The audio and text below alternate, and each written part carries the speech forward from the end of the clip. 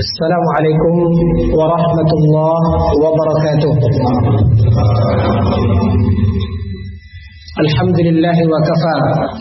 Wassalatu wassalamu ala man istafa wa ala alihi wa sahbihi wa man ihtada. Ashhadu an la ilaha illallah wahdahu la sharika lah wa ashhadu anna Muhammadan abduhu wa rasuluhu la nabiyya ba'dah. Ikhwatal iman, kaum muslimin dan muslimat, rahimani Allah wa iyyakum. Puji dan syukur kita munajatkan kehadirat Allah Subhanahu wa taala. Salawat beserta salam buat junjungan kita, panutan kita, Nabi Muhammad sallallahu alaihi wasallam. Kaum muslimin dan muslimat, rahimani Allah wa iyyakum. Allah Subhanahu wa taala menciptakan kita manusia, di mana dalam penciptaan kita tersebut Allah telah menjadikan pada setiap manusia, di mana manusia ini memiliki kelemahan. Allah berfirman di dalam Al-Quran, wa khuliqal insanu dha'ifa. Allah Subhanahu wa taala ciptakan manusia ini, dan manusia ini punya kelemahan. Kemudian bersamaan dengan diciptakannya manusia, di sisi lain Allah pun menciptakan makhluk yang lain. Ketika Allah ciptakan makhluk selain daripada manusia, di antaranya adalah jin. Maka terjadilah apa yang terjadi dari apa yang ada di dalam perjalanan kehidupan manusia dan jin ini. Sampai akhirnya terjadilah peristiwa ketika ayah kita Nabi Adam alaihissalam digoda oleh iblis, dan iblis adalah dari bangsa jin, sehingga kemudian Adam alaihissalam beserta istrinya Hawa melakukan sebuah kesalahan yang kemudian mereka meminta ampun kepada Allah Subhanahu wa taala, dan ini menjadi faktor yang kedua dalam kehidupan manusia. Setelah manusia ini memiliki sisi lemah, dan itu adalah fitrah penciptaan manusia. Ditambah lagi manusia ini punya kecenderungan hawa nafsu, di mana dikatakan oleh Allah dalam Al-Quran, innan nafsa la'ammaratun bisu'. Di mana hawa nafsu ini senantiasa mendorong seorang manusia untuk melakukan perbuatan buruk dari kehidupan diri manusia. Kemudian di sisi yang tadi kita katakan, di luar dari diri manusia ini ada makhluk yang namanya jin. Dan salah satu moyangnya itulah iblis, yang menggoda dan membuat Nabi Adam dan Hawa tergelincir sehingga dikeluarkan dari surga. Dan ini adalah faktor dari luar yang senantiasa dihadapi oleh manusia, sehingga dari faktor yang ada di dalam dirinya, di mana sebagai manusia dia punya potensi untuk silah dan silap, untuk salah dan silap. Sebagaimana dia pun dari faktor luar, dari bisikan, rayuan iblis dan bala tentaranya yang dikatakan oleh Allah dalam surat An-Nas, minal jinnati wan nas. Maka ada kala manusia tersebut terdorong, tergoda untuk melakukan suatu kesalahan dan ketergelinciran. Walhasil kaum muslimin ini dimuliakan oleh Allah. Poin yang pertama yang harus kita jadikan, apa yang harus kita pahami, yaitu kita mesti melihat manusia, di mana manusia adalah makhluk yang bisa saja tergelincir, salah, silap, disebabkan dua faktor tadi. Bisa saja faktor dari kelemahan dirinya, atau nafsu yang Allah Subhanahu wa taala titipkan dalam penciptaannya, atau bisa karena bisikan dan rayuan dari sisi luar, minal jinnati wan nas. yang disebabkan dari godaan syaitan. Apakah setan dari bangsa jin ataupun setan dari bangsa manusia. Ini poin yang harus kita pahami. Karena ini akan mendasari ikhwatal iman tentang bagaimana penguraian dari materi kita, yaitu penjelasan tentang apa yang harusnya kita tauladani dari Rasulullah sallallahu alaihi wasallam ketika Nabi berhadapan dengan yang namanya kekeliruan dan kesalahan. Karena Nabi berinteraksi adalah dengan manusia, sebagaimana orang yang ada di hadapan kita, di sekeliling kita juga adalah manusia yang tidak lepas daripada kemungkinan tadi, di mana dia memiliki dorongan hawa nafsu yang Allah Subhanahu wa taala telah ciptakan, dan dia memiliki kelemahan. Maka ini adalah faktor yang akan membuat dia lupa, dia tergelincir. Maka kaum muslimin yang dimuliakan oleh Allah, di dalam ungkapan bahasa kita selalu dikatakan ustaz juga manusia. Artinya tidak ada yang bersih dari kesalahan dan dosa. Sebagaimana ketika kita berinteraksi dengan ikhwan-ikhwan yang katanya dalam satu pertanyaan, ikhwan-ikhwan begini, bukankah ikhwan itu juga manusia? Ketika kita dalam rumah tangga antara suami dengan istri terjadi kesalahan, terjadi ketergelinciran, antara besar dan kecilnya ketergelinciran tersebut, yang harus kita sadari, poin yang harus mengingatkan kita bahwasanya kita menikah dengan manusia. Maka begitu juga dari sisi istri, suaminya begini, suaminya begitu. Kita harus sadari faktornya, di mana suami kita juga adalah manusia. Begitu seterusnya. Tanamkan itu di dalam kehidupan kita. Dan ini sangat penting. Makanya dikatakan, jika kita mencari teman yang tidak akan pernah salah, maka kita tidak akan pernah mendapatkan seorang teman pun. Jika kita mencari pasangan hidup yang sempurna, yang tidak ada kekurangan dan kesalahan, maka jangan menikah dengan manusia. Begitu seterusnya. Ini adalah poin yang sangat mendasar yang harus menjadi catatan bagi kita, bahwasanya manusia bisa saja silap dan salah. Apa penyebabnya?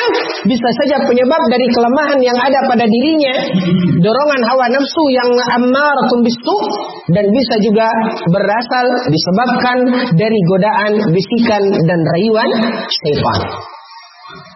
Dua-dua faktor ini, kaum muslimin yang dimuliakan oleh Allah, adalah sesuatu yang nyata di dalam kehidupan kita. Poin yang kedua yang harus kita dudukkan di dalam kita memahami tentang pembahasan ini adalah yang harus kita pahami bahwasanya apa yang dikatakan di dalam ungkapan Al-Quran, wa ma nuridu illal islah. Sebagai seorang mukmin, apapun yang ada di hadapan kita, tidak lain dan tidak bukan tujuan kita adalah untuk kebaikan. Maka dasar sebelum kita menghadapi dan berbicara tentang bagaimana menghadapi kekeliruan dan kesalahan, maka berangkatlah dari niat di mana tujuan kita islah. Karena bagaimanapun ketika sesuatu berangkat dari tujuan yang tidak jelas atau tujuan yang tidak baik, maka dia akan berhadapan dengan keburukan yang sama. Bahkan tidak menutup kemungkinan akan berganti dengan kemudaratan yang lebih besar. Makanya tanamkan dalam masalah ini, ketika kita berhadapan, berinteraksi dengan manusia, kita punya satu tujuan. Kita punya satu maksud. Apa tujuan dan maksud kita? Tidak lain dan tidak bukan wa ma nuridu illal islah. Tujuan kita hanyalah untuk kebaikan. Karena di sanalah sesuatu yang Allah Subhanahu wa taala cintai dan ridhoi.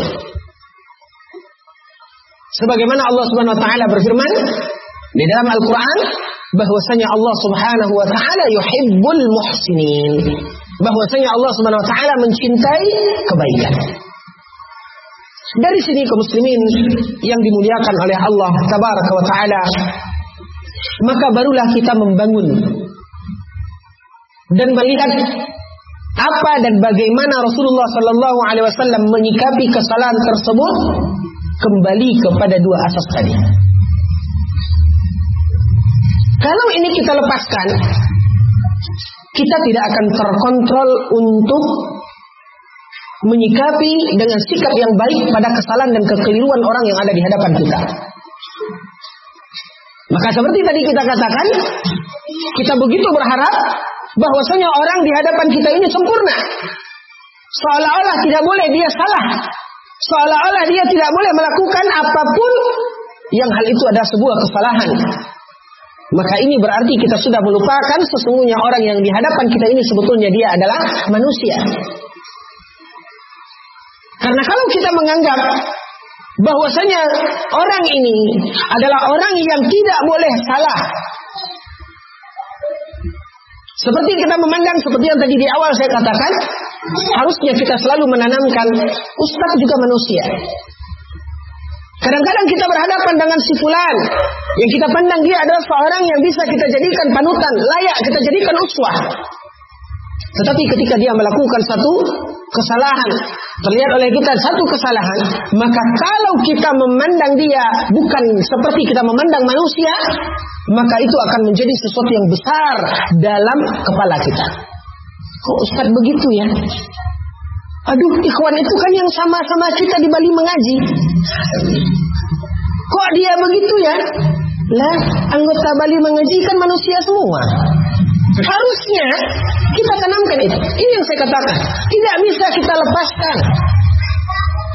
Wong Nabi saja, Nabi Adam alaihissalam melakukan hal yang seperti itu.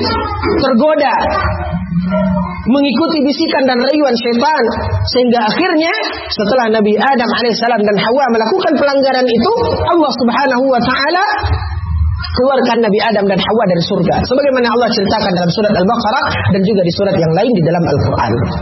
Nah, kaum muslimin yang dimuliakan oleh Allah Tabaraka wa taala. Kemudian jika kita melihat bahwasanya orang-orang yang ada di sekitar Nabi Shallallahu Alaihi Wasallam di zaman beliau juga adalah orang-orang yang mungkin di dalam kehidupan mereka juga mengalami ketergelinciran. Makanya ini mengisyaratkan ketika kita mengatakan tuntunan Rasulullah Sallallahu Alaihi Wasallam di dalam menghadapi kesalahan, artinya kesalahan itu bisa saja terjadi di hadapan Rasulullah Sallallahu Alaihi Wasallam. Maka poin yang ingin kita ingatkan di sini adalah ketika kita berbicara tentang kesalahan yang terjadi dari para sahabat. Karena kita berbicara Rasulullah SAW dalam menghadapi kesalahan. Siapa yang dihadapi oleh Rasulullah? Para sahabat. Maka ketika kita berbicara tentang kesalahan yang terjadi pada para sahabat, sama sekali kaum muslimin yang dimuliakan oleh Allah tidak keluar dari dasar keyakinan kita terhadap sahabat Nabi Sallallahu Alaihi Wasallam. Tidak keluar dari kaidah bagaimana sikap kita, pandangan kita terhadap sahabat Nabi Sallallahu Alaihi Wasallam, yang tentu berbeda dengan ahlul bid'ah yang lainnya, yang mereka memiliki kaidah berbeda dalam menyikapi para sahabat radhiyallahu anhum ajma'in. Artinya, ketika kita mengatakan terjadi di zaman Nabi seperti ini bukanlah celaan terhadap sahabat tersebut. Sama ketika kita menceritakan kisah tentang seorang sahabat, di mana sahabat ini begini, sahabat ini begini, itu bukanlah maksud untuk mencela dan menjatuhkan mereka. Karena di dalam keyakinan kita, Nabi SAW bersabda, "La tasubbu ashabi." Janganlah seorang dari kalian mencela sahabatku, kata Nabi.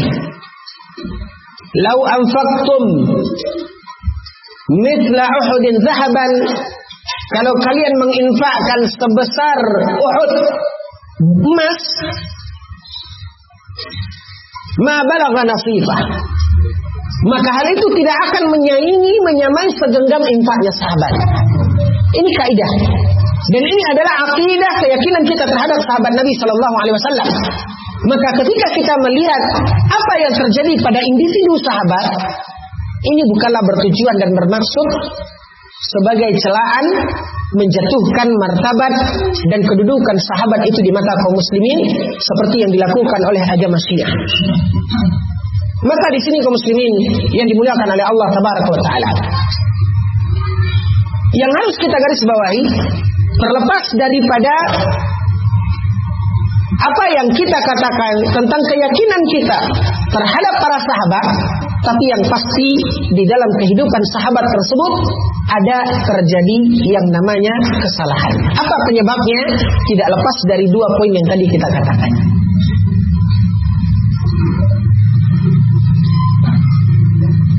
Karena mereka manusia. Kaum muslimin yang dimuliakan oleh Allah Tabaraka wa Ta'ala, ketika terjadi kesalahan,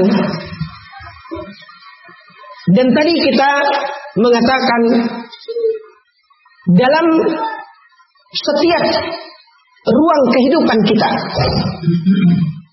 maka tujuan kita adalah islah. Terlebih ketika kita merasakan bahwasanya yang ada di hadapan kita ini adalah saudara kita, seorang mukmin yang jelas-jelas Allah Subhanahu wa Ta'ala mengatakan dalam surat Al-Hujurat, innamal mu'minuna ikhwah. Maka kita rasakan berangkat dari rasa persaudaraan inilah, kemudian tujuan kita tidak lain dan tidak bukan adalah inginnya kebaikan untuk diri saudara kita, sebagaimana kita inginkan juga kebaikan untuk diri kita. Karena itulah iman. Kata Nabi Shallallahu Alaihi Wasallam, la yu'minu ahadukum hatta yuhibba li akhihi ma yuhibbu li nafsihi. Tidaklah sempurna iman salah seorang dari kalian, kata Nabi, sebelum dia mencintai saudaranya sebagaimana dia mencintai dirinya sendiri. Maka apa yang kita inginkan untuk diri kita? Jika kita inginkan kebaikan, maka itulah yang harus kita inginkan untuk saudara kita. Jika kita tidak ingin aib saudara kita tersebar, jika kita tidak ingin aib kita disebarkan, maka seperti itu juga jangan kita menyebarkan aib saudara kita. Inilah langkahnya kaum muslimin yang dimuliakan oleh Allah. Dari dasar apa yang kita katakan ini, itulah yang kemudian diaplikasikan oleh Nabi Shallallahu Alaihi Wasallam ketika Nabi berhadapan dengan seseorang yang mungkin saja melakukan kesalahan.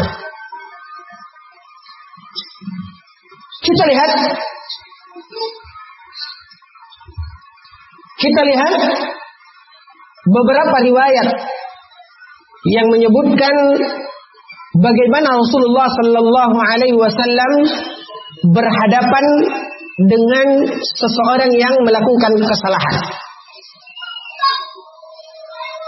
Yang pertama adalah hadis yang mengisahkan tentang seorang wanita yang datang kepada Nabi Shallallahu Alaihi Wasallam.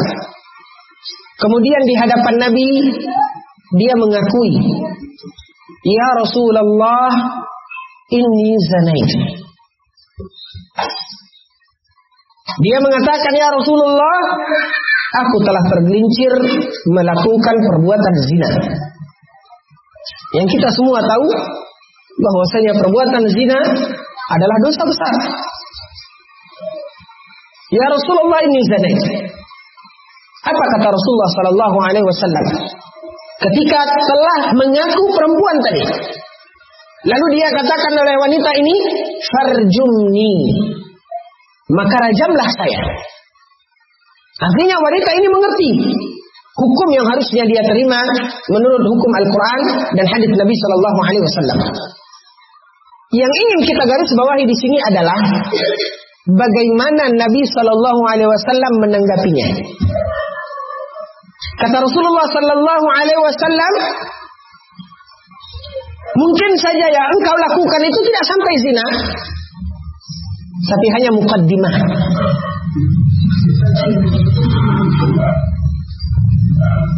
Ini tanggapan Rasulullah SAW. Lihat langkah yang mulia. Padahal wanita ini datang mengaku di mana dia telah melakukan sebuah kesalahan, dan kesalahannya itu bukan sepele, tapi kesalahan yang termasuk dalam kategori dosa besar. Tidak serta-merta kemudian Nabi mencacinya, Nabi mengatakan perempuan gak benar, gak ada. Bahkan Nabi SAW mengingatkan dia, mungkin engkau tidak sampai melakukan zina, tapi baru taqaddam, engkau baru muqaddimah dalam masalah itu. Lalu kemudian wanita tersebut mengatakan, ya Rasulullah, muqaddimah apa nih? Artinya dia sudah melakukan itu dan benar-benar, bahkan dari hubungan tadi dia hamil. Jelas. Bukti apa lagi? Sudah ada di perutnya. Lalu Nabi SAW mengatakan kepada wanita tersebut, pulanglah. Ya Rasulullah, arjumni. Ya Rasulullah, rajamlah aku. Lalu kata Nabi, pulanglah hingga anakmu melahirkan. Hingga anakmu lahir. Maka pulanglah wanita tersebut sampai lahir anak yang dikandungnya. Setelah anak yang dikandungnya tadi lahir, maka dia kembali kepada Nabi SAW. Apa kata Rasulullah SAW? Dan dia melihat anak tadi menyusu. Kata Nabi SAW, akmil ar-radha'ah. Sempurnakan waktu di mana engkau menyusui anakmu. Maka akhirnya dia pun kembali, dan setelah itu barulah dia kemudian datang lagi kepada Nabi setelah sempurna masa susuan anaknya. Lalu kemudian barulah kemudian diterapkan oleh Nabi SAW hukum rajam. Dan para ulama mengatakan inilah satu-satunya Nabi SAW menerapkan hukum rajam sepanjang hidup beliau. Kaum muslimin yang dimuliakan oleh Allah Tabaraka wa Ta'ala, ya, bukan inti pembahasan kita dari secara keseluruhan apa yang ada di dalam hadis yang mulia ini. Tapi yang ingin kita lihat adalah bagaimana langkah dan sikap Nabi SAW ketika Nabi melihat kondisi seseorang yang jelas-jelas bahkan sudah berbekas dari melakukan satu perbuatan dosa besar. Adakah sesuatu di sana yang keluar dari makna wa ma nuridu illa al-islah? Tidak ada. Semuanya menanamkan kebaikan. Lanjut kita kepada hadis dan riwayat yang lain. Suatu ketika datanglah seorang pemuda kepada Nabi SAW. Lalu kemudian dia berkata kepada Nabi, ya Rasulullah, i'zan li bizina. Dia datang kepada Nabi SAW. Dia mengatakan, ya Rasulullah, izinkan aku untuk berzina. Pernah dengar hadis ini? Sering. Seringnya. Ya udah kita lewatkan aja. Udah terlalu sering. Ya Rasulullah, izin li bizina. Ya Rasulullah, izinkan aku berzina. Apa jawab Rasulullah SAW? Apakah Rasulullah kemudian marah kepadanya, menghardiknya, mengatakan anak kurang ajar? Rasulullah SAW tidak mengatakan demikian. Bagaimana langkah Nabi SAW? Wa ma nuridu illa al-islah. Berbeda ketika Nabi katakan, oh tidak boleh, haram, oh begini. Mungkin dia hari itu dia tidak akan berzina. Tapi siapa tahu seminggu lagi, sebulan lagi, setahun lagi, kita tidak tahu. Tapi lihat apa yang diinginkan oleh Nabi SAW. Wa ma nuridu illa al-islah. Tidak ada yang kita inginkan kecuali untuk kebaikan. Baik untuk dirinya, baik untuk masyarakat, dan baik untuk wanita-wanita yang mungkin akan menjadi korban dia. Maka diajak oleh Nabi SAW. Dibawa oleh Nabi logika berpikir.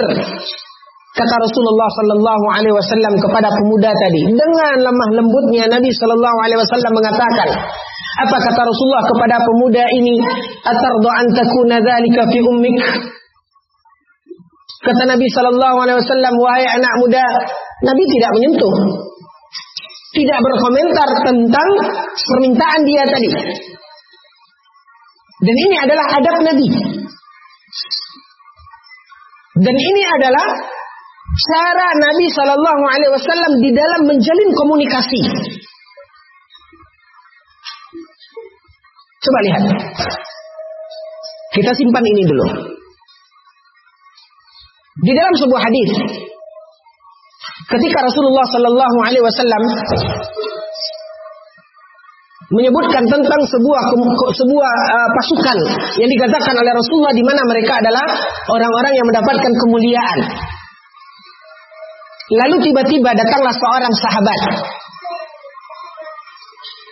Sahabat ini mengatakan kepada Rasulullah SAW, ya Rasulullah, ud'u Allah an akuna minhum.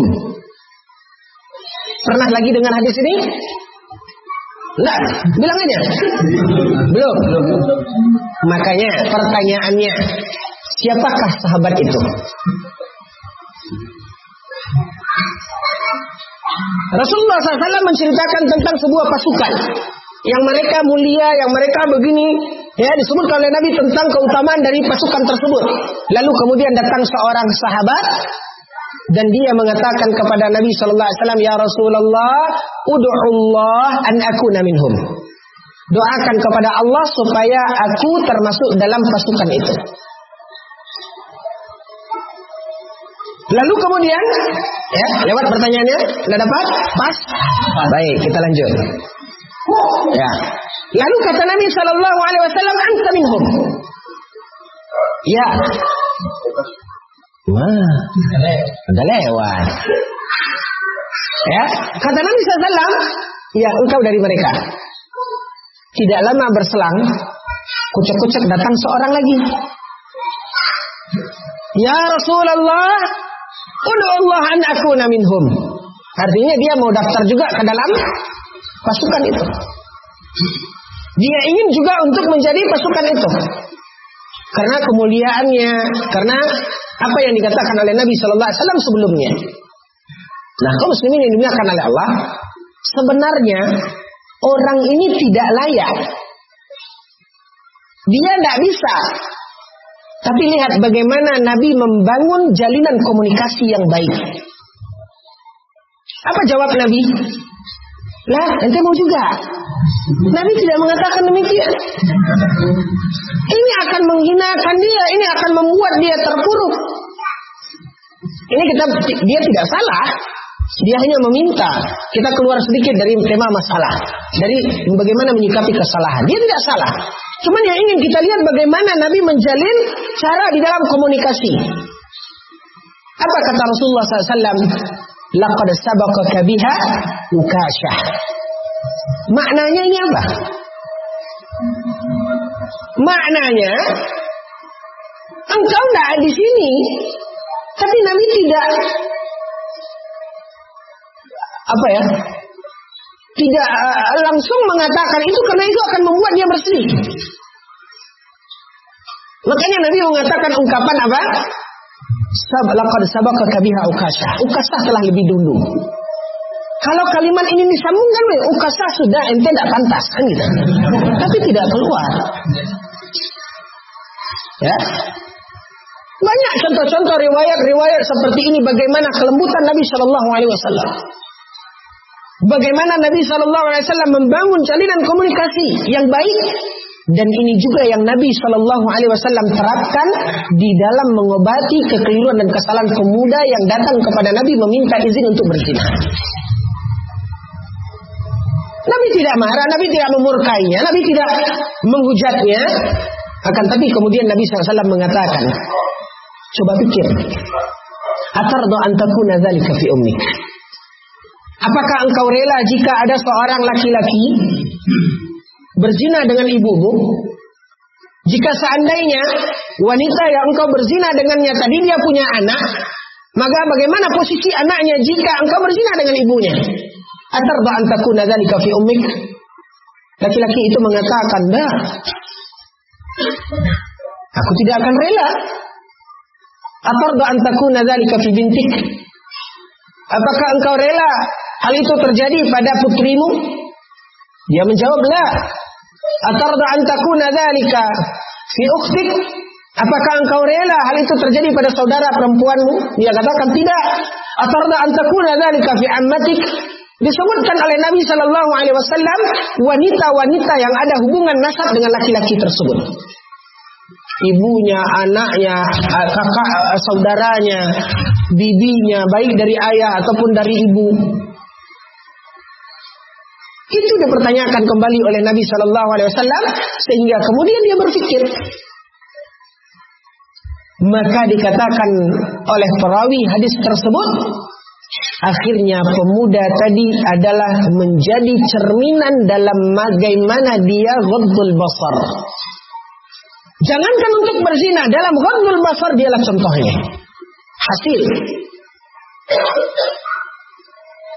Hasil nyata yang dibuahkan dari cara Nabi Shallallahu Alaihi Wasallam menghadapi itu.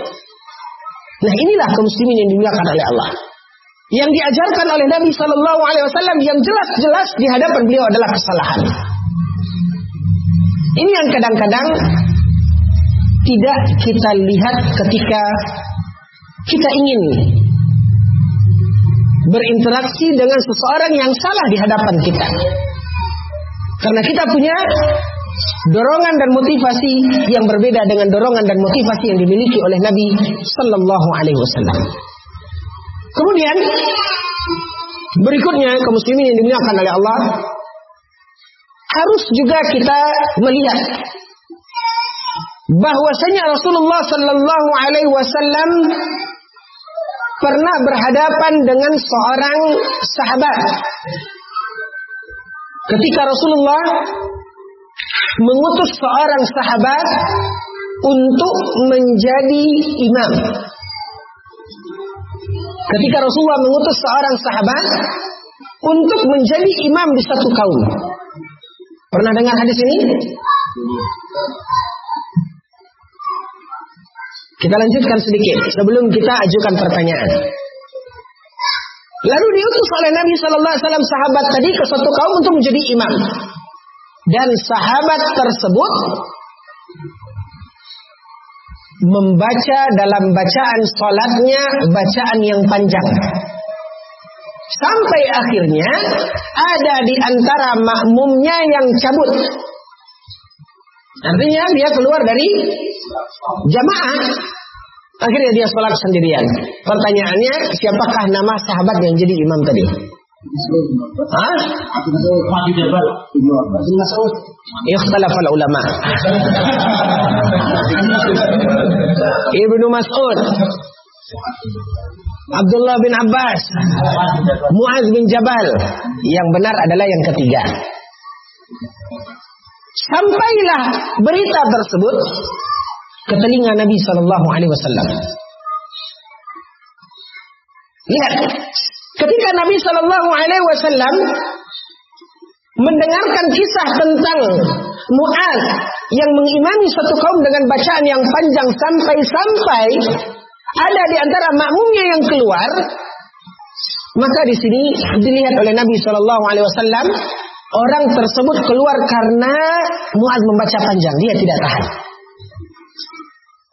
Tetapi lihat, ketika kesalahan ini terjadi, yang pertama kesalahan Muaz karena dia tidak memperhatikan kondisi daripada makmumnya. Dan kesalahan yang kedua, tidak bisa juga kita tutup mata bahwasanya orang yang lari ini dia salah atau benar yang dia lakukan? Salah. Harusnya dia bersabar. Karena dalam riwayat yang lain ada seorang sahabat yang juga menceritakan bahwasanya dia mengatakan suatu ketika, aku bermalam di rumah Nabi Sallallahu Alaihi Wasallam karena salah seorang istri Nabi Sallallahu Alaihi Wasallam adalah bibiku. Lalu kemudian dia menceritakan, aku melihat Nabi Shallallahu Alaihi Wasallam bangun dari tidurnya. Fa'akhadha wudu'ahu. Lalu Nabi mengambil air wudu'nya, fatawadda'a. Lalu Nabi berwudu. Kemudian Nabi salat. Faqumtu atawadda'u. Lalu aku pun bangkit, yang ketika itu dia masih kecil. Lalu aku pun bangkit dan aku berwudu. Pertanyaannya, siapakah sahabat tersebut? Hah? Ibnu Abbas lagi. Antum sudah berganti mazhabnya dari Mu'ad ke Ibnu Mas'ud. Tetap Ibnu Mas'ud. Yang benar adalah Abdullah bin Mas'ud. Ya, Ibnu Mas'ud. Ya. Ibnu Mas'ud menceritakan. Lalu sudah sering dengan hadis ini? Belum, terus kapan pernah dengar? Berarti antum tidak belajar selama ini. Kaum muslimin yang dimuliakan oleh Allah, diceritakan oleh Abdullah bin Mas'ud. Lalu kemudian dia salat di samping Nabi Sallallahu Alaihi Wasallam, dan kemudian dia salat salah, dipindahkan oleh Nabi ke sebelah kanan Nabi. Diceritakan oleh Abdullah bin Mas'ud, setelah membaca Al-Fatihah di rakaat yang pertama, wa syara'a Al-Baqarah. Nabi mulai membaca dari awal surat Al-Baqarah. Apa kata Abdullah bin Mas'ud? Fazanantu annahu yarka'u fi niyah. Dalam salatnya itu Abdullah bin Mas'ud mengatakan ini mungkin setelah ayat ke-100 Nabi ruku. Fatajawaza. Ternyata lewat dari ayat 100 Nabi terus. Fazanantu annahu yarka'u fi akhiriha. Maka aku mengira Nabi nanti akan ruku di akhir surat Al-Baqarah. Lalu setelah Nabi mengakhiri surat Al-Baqarah, wa syara'a fin nisa. Nabi masuk memulai melanjutkan ke surat An-Nisa, masih rakaat yang pertama. Lalu kemudian sampai kemudian setelah habis surat An-Nisa, Nabi sallallahu alaihi wasallam kata Abdullah bin Mas'ud, wa syara'a fi Ali Imran. Nabi pindah ke surat Ali Imran. Satu rakaat itu Nabi membaca 3 surat yang panjang, Al-Baqarah, An-Nisa, dan Ali Imran. Apa pelajaran dari hadis ini yang bisa kita ambil? Kata Abdullah bin Mas'ud, hatta waqa'a fi nafsi bisu. Sampai-sampai terlintas di benakku pikiran buruk.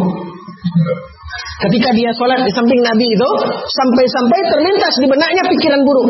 Ditanya oleh orang mendengarkan riwayat dari Abdullah bin Mas'ud ini, ya, apa yang terlintas di benakmu?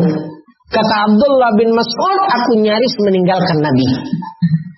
Hadis ini dinukilkan oleh Imam An-Nawawi di dalam kitab Riyadhus Shalihin. Pertanyaannya bukan nomor hadisnya, di bab apa? Ya? Hah? Bab sabar al-mujahadah fi fi'lil khairat. Yaitu bersabar, berjuang terus di dalam melakukan kebaikan. Nah, kembali kita kepada hadis tadi. Ini yang seharusnya pada seseorang di mana dia harus bersabar di dalam menjaga dan menjalankan kebaikan tersebut. Nah, kaum muslimin yang dimuliakan oleh Allah Tabaraka wa Ta'ala, kita lanjutkan apa yang tadi kita katakan, bahwasanya itu yang harusnya dilakukan oleh seorang mukmin ketika dia menjalankan kebaikan. Dia harus berusaha bersabar sebagaimana bersabarnya Abdullah bin Mas'ud ketika bersama Rasulullah sallallahu alaihi wasallam. Dan ini juga yang harusnya ada pada orang yang lari dari Mu'adz tadi. Artinya dia pun juga salah. Tapi ketika ini muncul dari sebuah kesalahan yang dilakukan oleh Mu'adz karena dia tidak memperhatikan jamaahnya, maka bagaimana sikap Rasulullah sallallahu alaihi wasallam kepada Mu'adz? Nabi sallallahu alaihi wasallam mengatakan, afattanun anta ya Mu'adz, afattanun anta ya Mu'adz. Apakah kamu ingin menebarkan fitnah wahai Mu'adz? Apakah engkau ingin membuat fitnah Mu'adz? Marah Nabi sallallahu alaihi wasallam kepada Mu'adz bin Jabal. sikap Rasulullah sallallahu alaihi wasallam yang disebutkan dalam riwayat yang lain. Ketika Rasulullah sallallahu alaihi wasallam mendengarkan ada seorang sahabat yang meninggal dunia waktu sekelompok para sahabat sedang melakukan safar di hari yang sangat dingin. Hadis ini hadis sahih. Lalu kemudian salah seorang dari sahabat Nabi sallallahu alaihi wasallam ihtalama, bermimpi junub. Wa qad syaqqa ala ra'sihi, di mana dia telah sobek kepalanya karena dia terjatuh. Lalu di malam yang dingin dia junub. Nah, melihat kondisinya, dia pun bertanya kepada saudara-saudaranya, teman-temannya, apakah dia boleh untuk bertayamum? Maka kemudian para sahabat yang lain, teman-temannya mengatakan tidak boleh. Karena ketika seseorang junub, konsekuensinya harus mandi. Maka dia mandi dengan air di cuaca yang dingin, dengan kondisi kepalanya yang luka besar, ya, karena dia junub, karena arahan dari kawan-kawannya. Lalu kemudian dia pun menghembuskan nafasnya yang terakhir. Innalillah. Sampailah para sahabat yang lain kepada Rasulullah sallallahu alaihi wasallam. Lalu mereka menceritakan kepada Rasulullah SAW perihal yang terjadi ketika mereka safar hingga wafatnya salah seorang dari anggota kafilah mereka. Apa kata Nabi sallallahu alaihi wasallam? Qataltumuhu qatalakumullah. Kata Nabi, qataltumuhu, kalian telah membunuhnya. Qatalakumullah, semoga Allah pun membinasakan kalian. Artinya ini diucapkan oleh Nabi, ini nadanya yang benar gimana? Marah. Nabi SAW marah kepada sahabatnya. Qataltumuhu qatalakumullah. Hadis ini dinukilkan oleh Imam Ibnul Qayyim Al-Jauziyah di awal-awal kitabnya Ad-Da' wad-Dawa'. Pertanyaannya, sudah pernah mendengar kitab Ad-Da' wad-Dawa'? Belum pernah? Aduh. Pernah? Pernah apa belum pernah? Ya, pernah. Baik. Pertanyaannya, kita kasih hadiah untuk pertanyaan ini. Ini hadiahnya. Perjalanan Rasulullah yang agung. Pertanyaannya, tentang apa Imam Ibnul Qayyim Al-Jauziyah menukilkan hadis ini? Dalam kitab Ad-Da' wad-Dawa'. Antum harus punya interaksi dengan kitab-kitab, dengan literatur. Imam Ibnul Qayyim Al-Jauziyah, dikit-dikit Ibnu Taimiyah. Hah? Apa Imam Ibnul Qayyim Al-Jauziyah? Apa bukunya? Antum enggak tahu. Hah? Dalam masalah apa? Imam Ibnul Qayyim Al-Jauziyah menukilkan hadis tersebut dalam kitab Ad-Da' wad-Dawa'.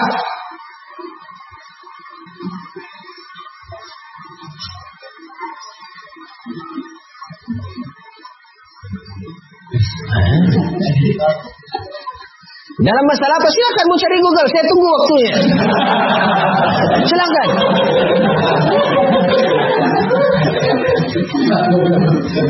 Tanya dulu, saya Google tuh. Nah, kurang, saya tambah lagi hadiahnya. Kurang lagi, ya sudah, yang semua di atas meja ini hadiahnya. Ini enggak, payah saya pulang nanti. Oke, apa masalahnya? Imam Ibnu Qayyim Al-Jauziyah menukilkan hadis tersebut.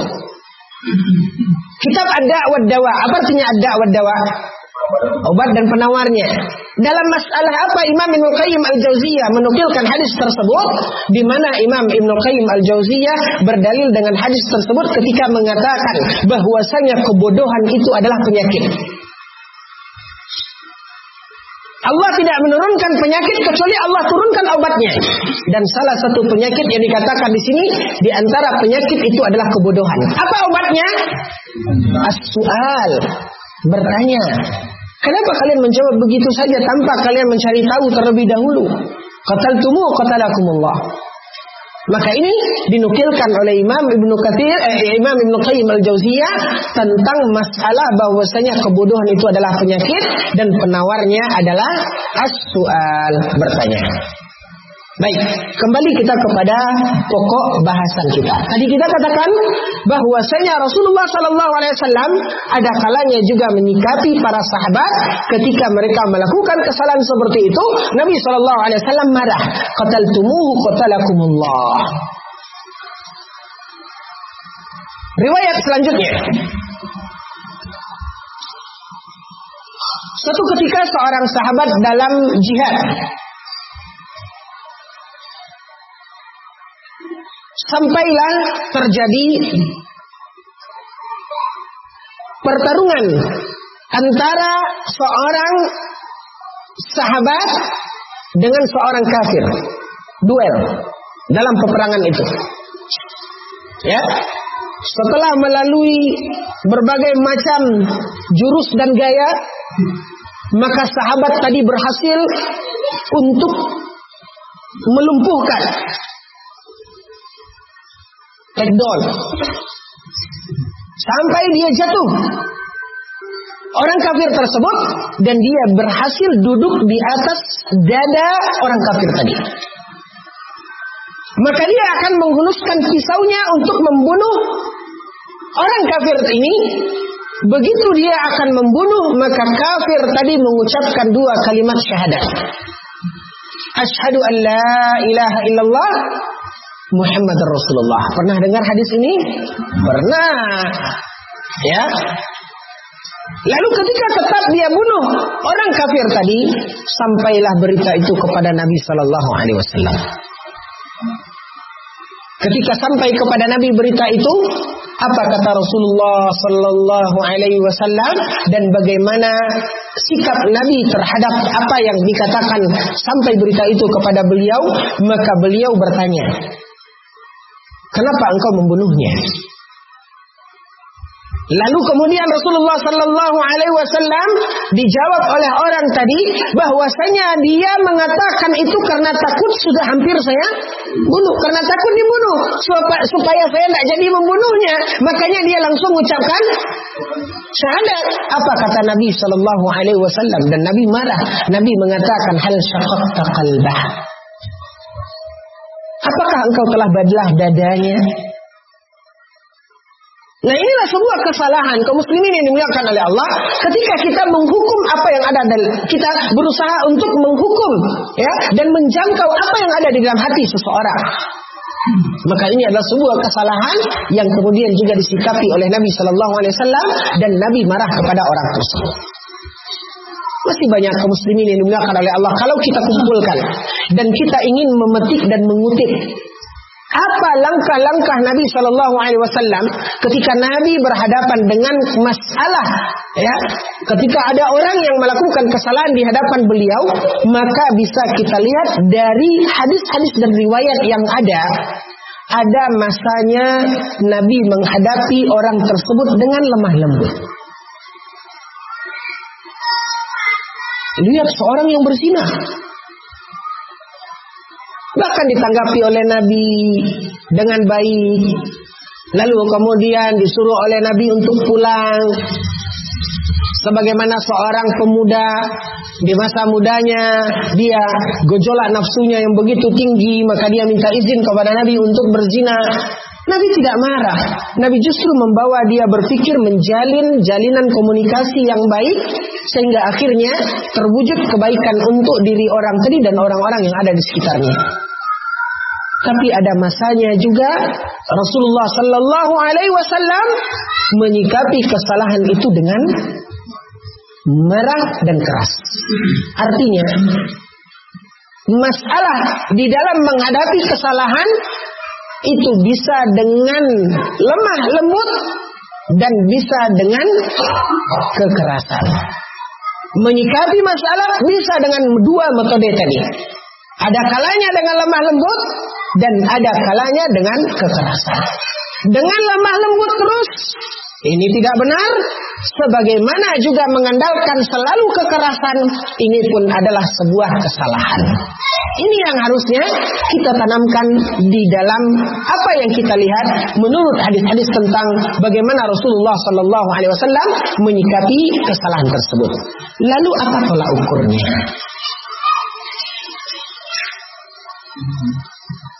Apa tolak ukurnya? Kalau kita lihat mana yang lebih besar apabila ditimbang di sana dari kesalahan, mana yang lebih besar salahnya wanita yang berzina dengan Mu'adz yang menjadi imam?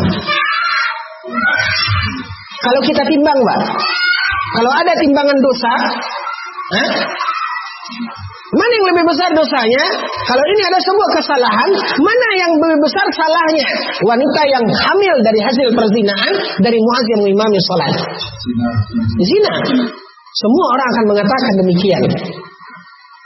Tapi kaum muslimin yang dimuliakan oleh Allah, kenapa Rasulullah di sini menyikapinya dengan lembut, sementara di sini Rasulullah menyikapinya dengan keras? Nabi mengatakan, "Afatanun anta ya Mu'adz?" Artinya di sini tidak bisa kita jadikan patokan besar dan kecilnya kesalahan, kita sikapi berdasarkan kesalahan antara besar dan kecilnya kesalahan tersebut. Tidak. Makanya kata kuncinya, kata yang mendasarinya adalah yang harus kita perhatikan mana yang aslah, mana yang paling bermaslahat. Itulah kata kunci. Karena bisa saja sebuah kesalahan yang terjadi pada seseorang adalah kesalahan yang fatal, tetapi tidak bermaslahat ketika kita menyikapinya dengan keras, maka kita lakukan itu dengan lemah lembut. Sehingga itulah dasarnya kenapa di awal saya katakan kuncinya, fondasinya adalah wa ma nuridu illal islah. Tujuan kita adalah kebaikan. Tujuan kita adalah bagaimana orang ini yang terbaik untuk dia sehingga dia sadar akan kesalahan. Kaum muslimin, para hadirin wal hadirat yang dimuliakan oleh Allah tabaraka wa taala. Sedangkan menyikapi kesalahan yang mungkin terjadi pada saudara kita, ada satu langkah yang harusnya dimiliki oleh seorang mukmin. Yang pertama, kaum muslimin yang dimuliakan oleh Allah, hendaknya terlebih dahulu seseorang tabayyun.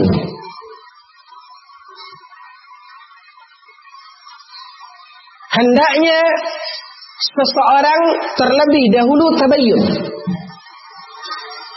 Klarifikasi. Benarkah hal itu?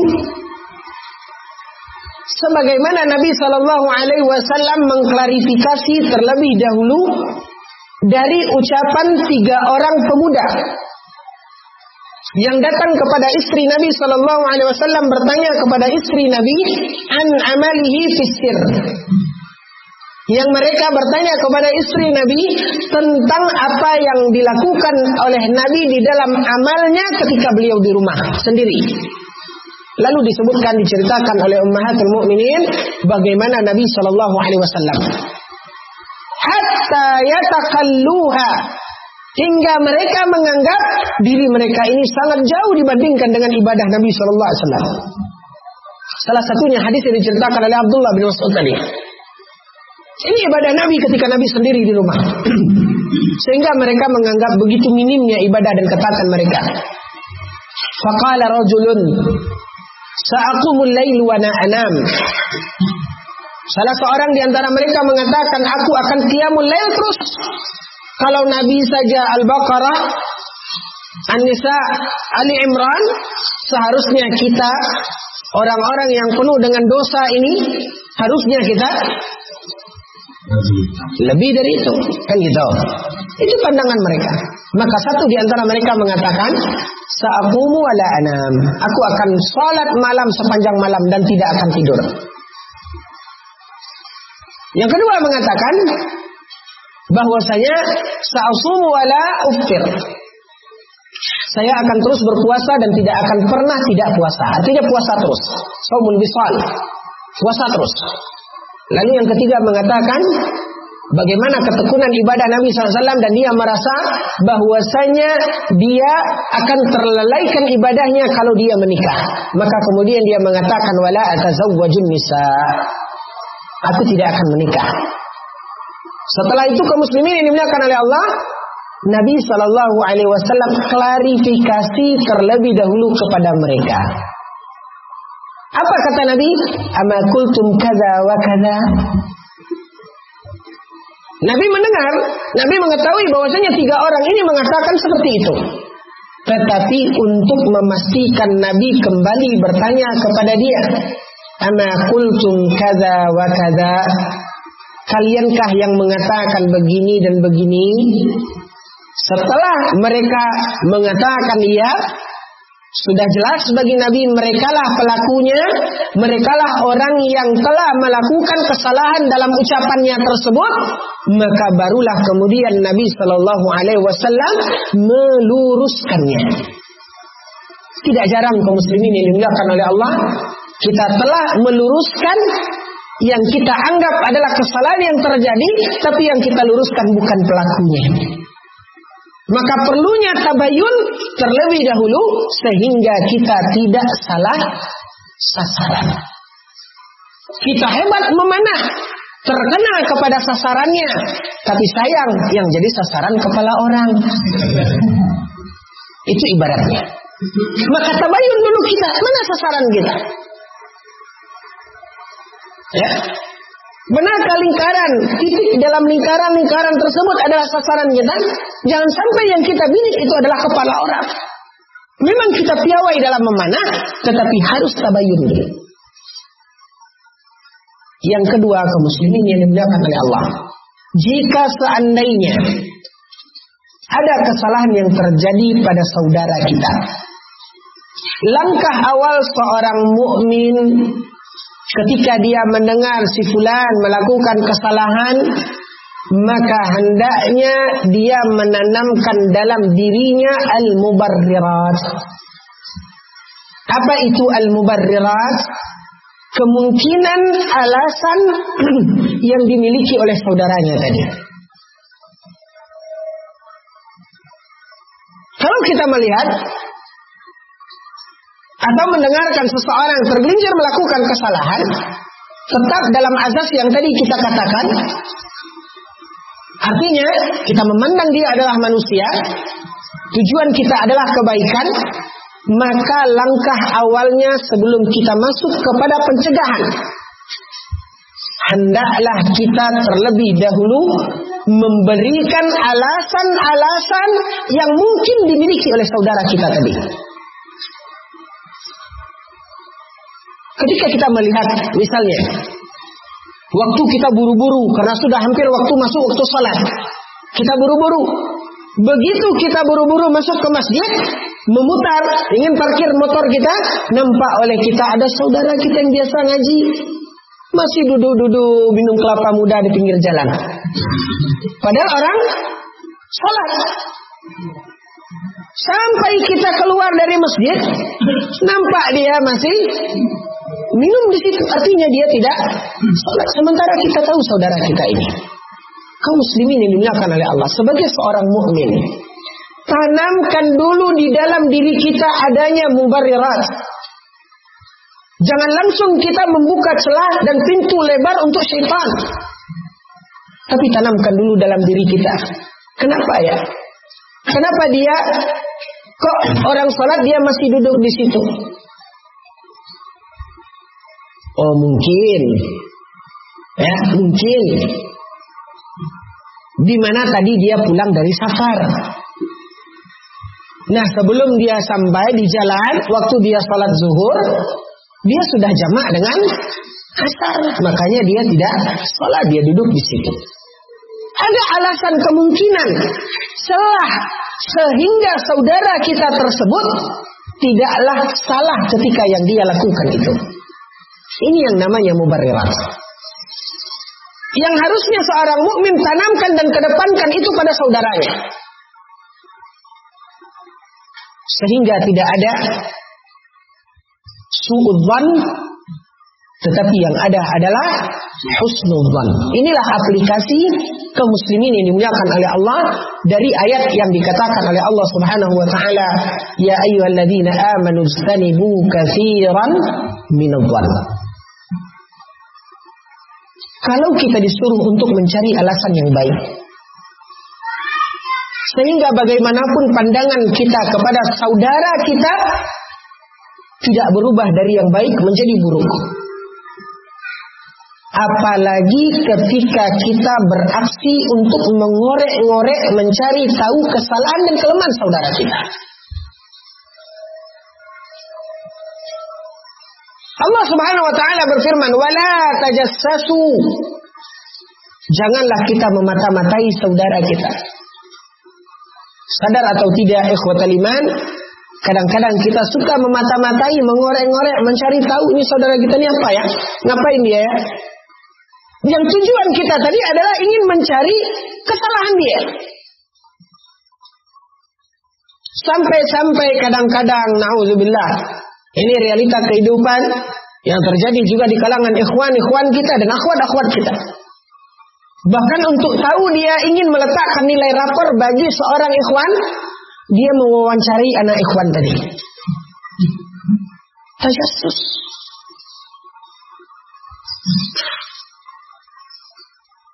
Kaum muslimin ini dimuliakan oleh Allah. Sampai-sampai dia bertanya, nak, habis sama Umi sering berantem ya?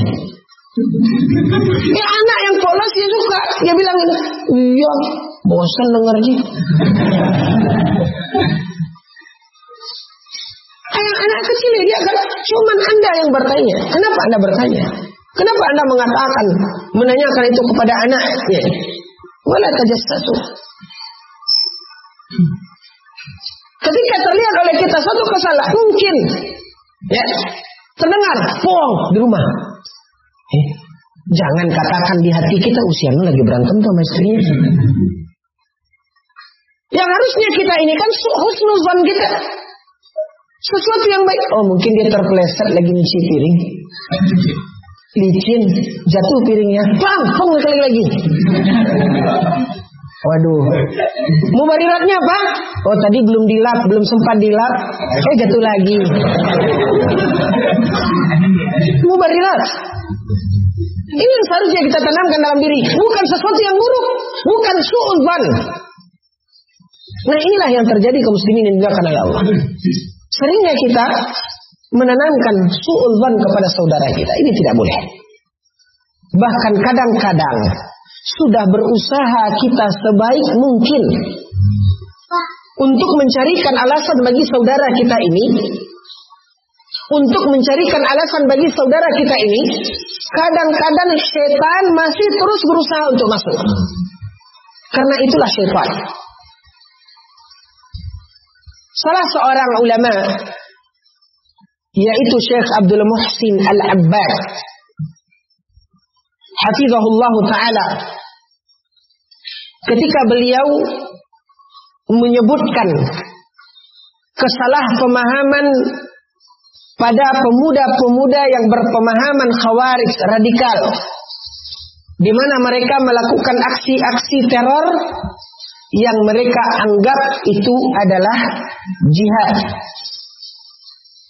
Maka di dalam muqaddimah risalah Syekh tersebut, beliau mengatakan, sesungguhnya iblis akan berusaha untuk menggoda, membuat manusia tergelincir dengan berbagai cara. Dan iblis tidak pernah putus asa. Dan iblis memiliki metode dan langkah yang sangat tepat buat membuat manusia ini tergelincir. Ketika iblis melihat ada seorang pemuda ahli ibadah, seorang pemuda yang cinta majelis ilmu, maka iblis tidak akan menghiasi maksiat di hadapan pemuda tadi. Karena kalau dia hiasi maksiat, pemuda ini bukannya tergelincir. Kalau dihadapkan dihiasi maksiat di hadapan pemuda tadi, bukan pemuda ini tergelincir. Begitu berhadapan dengan maksiat, astagfirullah. Itu ada ketaatan. Dan ini akan menyakitkan bagi iblis. Maka iblis tidak akan pernah menampilkan, menghiasi kemaksiatan kepada pemuda seperti ini. Karena bukan membuat dia tergelincir, tapi akan membuat dia bertambah taat. Makanya iblis menggunakan metode yang lain. Disinilah celah bagi iblis untuk menjatuhkan seorang mukmin, seorang pemuda yang taat dan saleh tersebut, sehingga ditarik oleh iblis ke jurang bid'ah. Sehingga dia salah di dalam memahami dan salah di dalam mengaplikasikan Al-Quran dan hadis, sehingga muncullah fitnah-fitnah paham radikal seperti yang dilakukan oleh pemuda-pemuda yang notabene-nya mereka adalah orang-orang yang cinta kepada agamanya dengan suara jihad. Berbeda dengan orang-orang yang jelas dia sangat suka dan cenderung kepada kemaksiatan. Maka dia tidak akan dihiasi kecuali dengan kemaksiatan, sehingga dia akan bertambah dan bertambah di dalam tenggelam ke dalam kemaksiatan tersebut. Sebelum kita lanjutkan pertanyaannya, apa judul makalah Syekh Abdul Muhsin yang menyebutkan tentang muqaddimah tadi?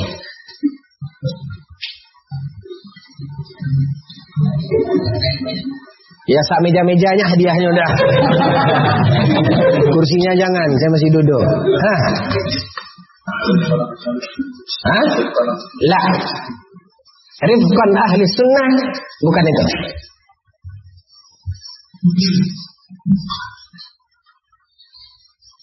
Bi'ayyi aqlin wad-din yakunu tafjir wa tadmiru jihadan. Siapa yang bisa ngulanginya?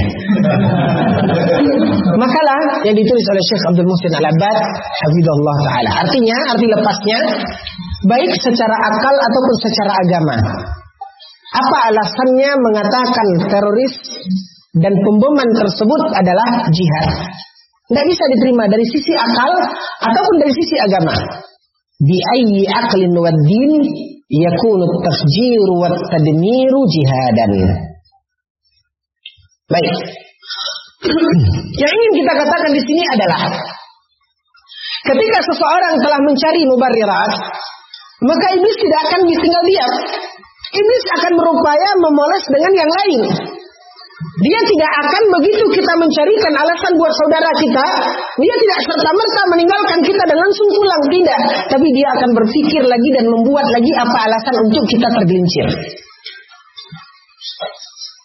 Saya selalu contohkan ikhwatal iman. Contoh, kita tahu ada ikhwan kita. Ya. Ada ikhwan kita di mana sampai hari ini sayangnya belum juga menikah. Kalau kami orang Melayu bilang bujang lapuk. Ya, maaf Pak, ini bukan maksud menyinggung untuk tidak. Kalaupun terkena itu hanya kebetulan belaka. Walhasil, laki-laki ini yang masya Allah ikhwan kita, dia rajin mengaji, ya sampai hari ini belum juga dapat jodoh. Ya, mudah-mudahan setelah ini langsung. Ya. Tetapi, enggak lihat.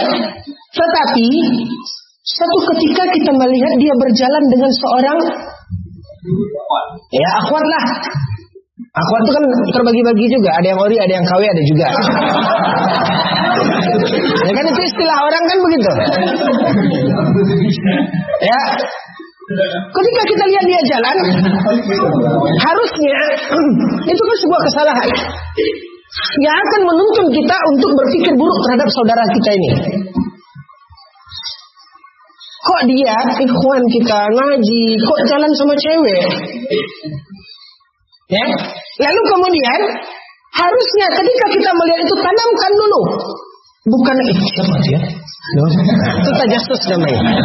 Itu sudah kita tanamkan mubarrirat.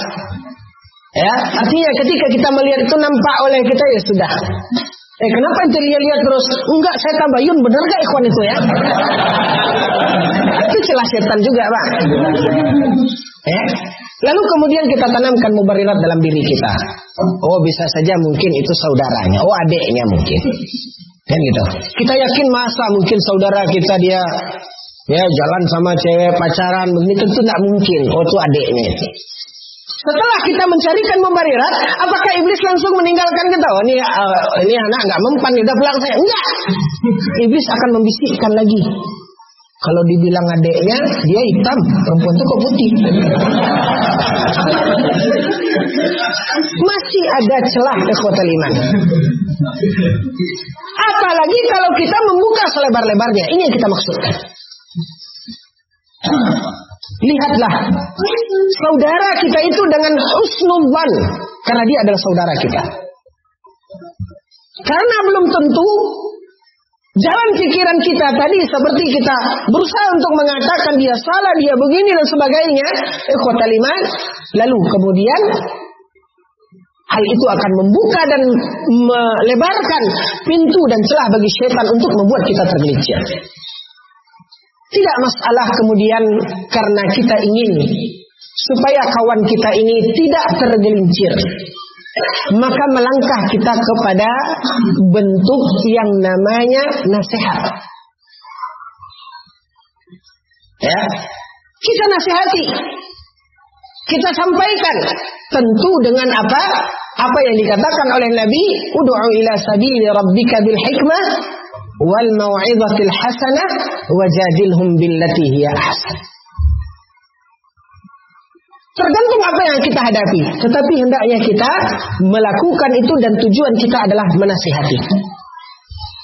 Bukan kemudian kita menyimpannya, lalu justru kita ceritakan kepada orang lain.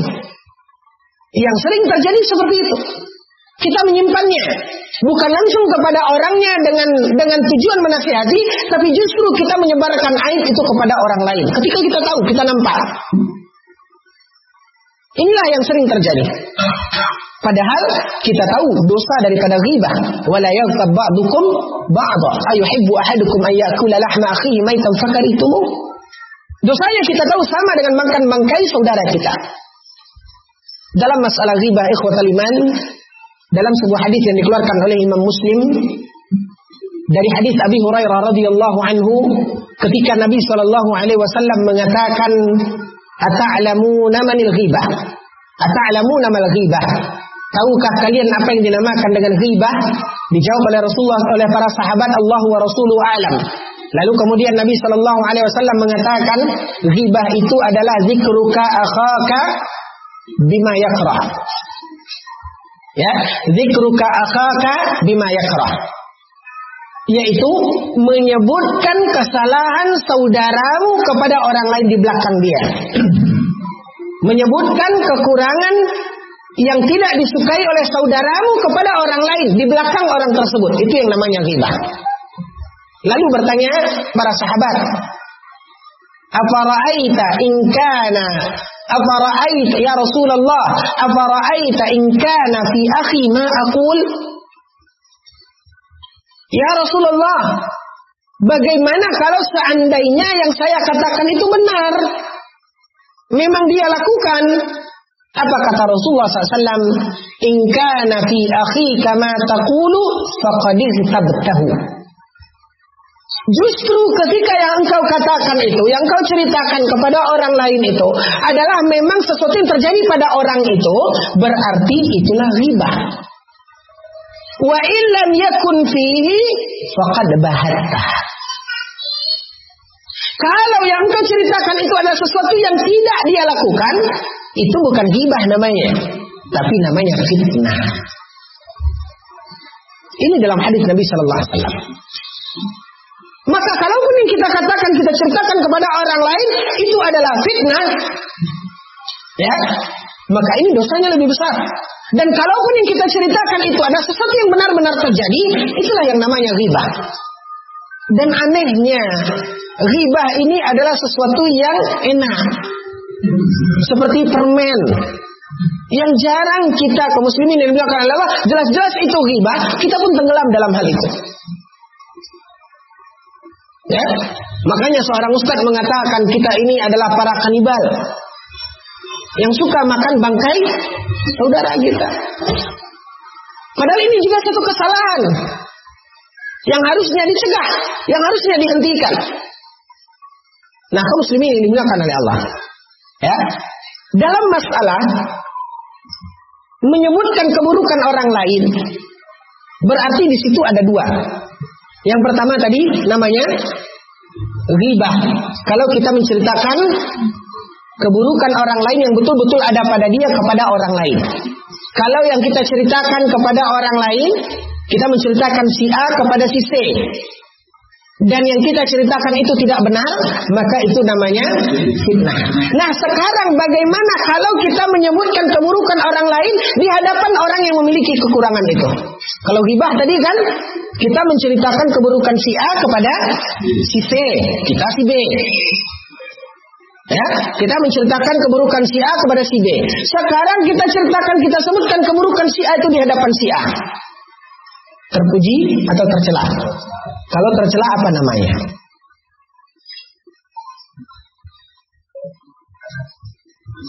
Hah? Menyebutkan keburukannya. Ya, misalnya nih, ada orang hitam. Kekurangan apa kelebihan?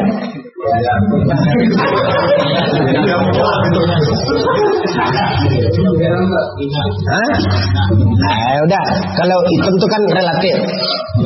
Welek lah. Ya. Ini aib kan? Kekurangan. Kalau saya ceritakan, si fulan tuh welek. Ini namanya ente jangan fitnah. Ghibah namanya, karena memang dia jelek. Tapi kalau dia itu tidak seperti itu, berarti itu fitnah. Nah, sekarang di hadapan dia, saya bilang, weh ente welek. Itu apa namanya? Mencela namanya.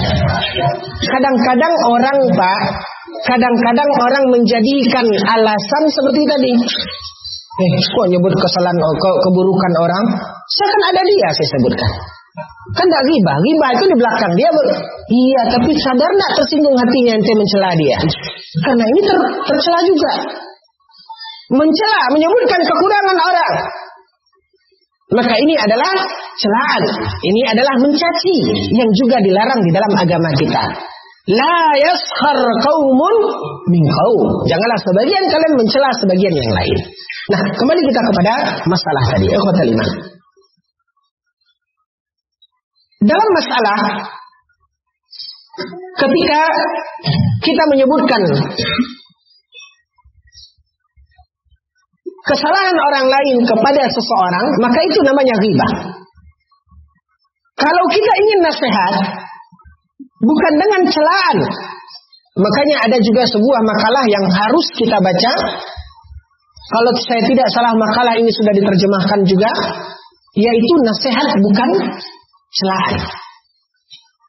Kalau yang kita inginkan itu adalah sebuah kebaikan yang harusnya kita berangkat dari wa ma nuridu illal islah, maka langkah kita bukan mencela tapi menasihati. Salah satu wasiat Abu Darda radhiyallahu anhu, ketika suatu saat Abu Darda melewati seorang yang melakukan kesalahan dan orang-orang berkumpul mengelilingi orang yang melakukan kesalahan tersebut. Mereka berlomba-lomba bergantian menghukumi, mencela orang yang sudah melakukan kesalahan ini. Lalu datanglah Abu Darda, dan Abu Darda mengatakan radhiyallahu anhu kepada mereka, "Ara'aitum in kana waqa'a akhukum fi hufratin atunqidhunahu?" Kata Abu Darda, bagaimana menurut pandangan kalian jika saudara kalian terjatuh ke dalam sebuah lubang? Atunqidhunahu? Apakah kalian akan menolongnya atau kalian injak dia? Tentu orang-orang yang hadir di situ mengatakan, tentu kami akan menolongnya. Lalu kata Rasulullah SAW, yang kalian lakukan ini bukan menolongnya. Jangan tekan dan pojokkan, jangan cela ketika seseorang telah melakukan kesalahan, tapi lakukanlah langkah penyelamatan. Sebagaimana yang dikatakan oleh Nabi SAW, kewajiban kita kaum muslimin, unsur akhaka zaliman au mazlum. Tolonglah saudara kita yang berbuat zalim dan yang dizalimi. Para sahabat bertanya, ya Rasulullah, kami tahu bagaimana cara menolong yang dizalimi, tapi bagaimana cara menolong yang berbuat zalim? Kata Nabi sallallahu alaihi wasallam, amsik, pegang tangannya, cegah dia, jangan sampai dia melakukan kezaliman. Intinya, kaum muslimin yang dimuliakan oleh Allah, sebetulnya ada makalah yang harusnya menjadi tambahan dalam masalah ini, namun waktu juga yang membatasi kita, maka harus kita lihat dalam pembahasan ini langkah pondasi tadi. Tanamkan, sadari bahwasanya kita berinteraksi di tengah-tengah manusia. Yang kedua, tanamkan azas dasar persaudaraan sesama kita, wa ma nuridu illa al-islah. Kalaupun kita berhadapan dengan seorang yang melakukan kesalahan, baik besar ataupun kecil kesalahannya, maka dalam menyikapi kesalahan tersebut ada dua langkah. Yang pertama, ada masanya Nabi menyikapinya dengan lemah lembut, dan tidak masalah jika juga kita menyikapinya dengan keras, sebagaimana Nabi juga menyikapi seperti itu. Tergantung kepada azas apa yang lebih bermaslahat bagi orang tadi.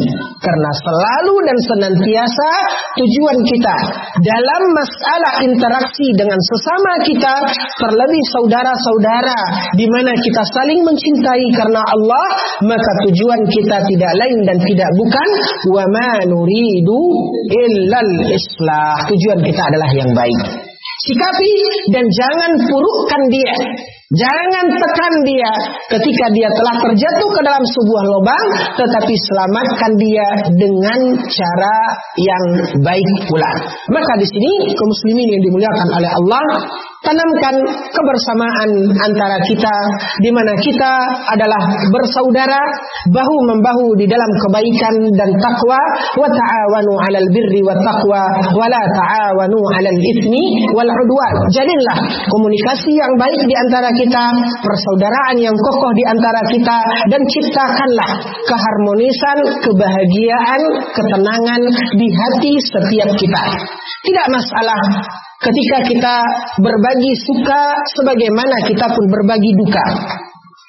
Rasulullah sallallahu alaihi wasallam dan begitu juga para ulama, mereka mengisi waktu dan kehidupan mereka bukan dengan kekakuan.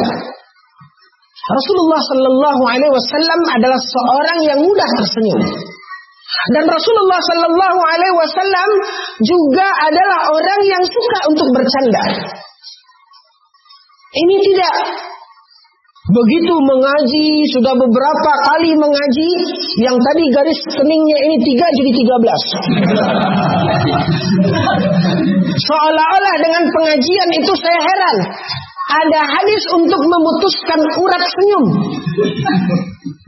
Seolah-olah demikian. Kenapa begitu dia belajar hadis, seolah-olah nggak bisa senyum lagi? Nggak begitu. Siapa bilang kehidupan itu kaku? Rasulullah sallallahu alaihi wasallam cerminan kita, di mana Rasulullah SAW juga waktu-waktu mereka, semasa mereka majlis, semasa mereka duduk, majlis yang rahat, santai, mereka bercanda, mereka juga bahagia. Hanya saja Nabi mengajarkan, jangan ada kata dusta. Itu dia kuncinya. Begitu juga dalam muamalah bersama keluarga, jangan ada dusta di antara kita. Kaum muslimin yang dimuliakan oleh Allah, suatu ketika Rasulullah sallallahu alaihi wasallam, dan ini adalah gambaran untuk menutup bagaimana indahnya persaudaraan Rasulullah dengan para sahabat. Dan inilah yang mereka tanamkan, dan mereka hidup dengan senang, ya, dan mereka berjuang bersama, ya, melalui kehidupan itu dengan senyuman, dan mereka juga bercanda di antara mereka, tapi tidak ada kata dusta.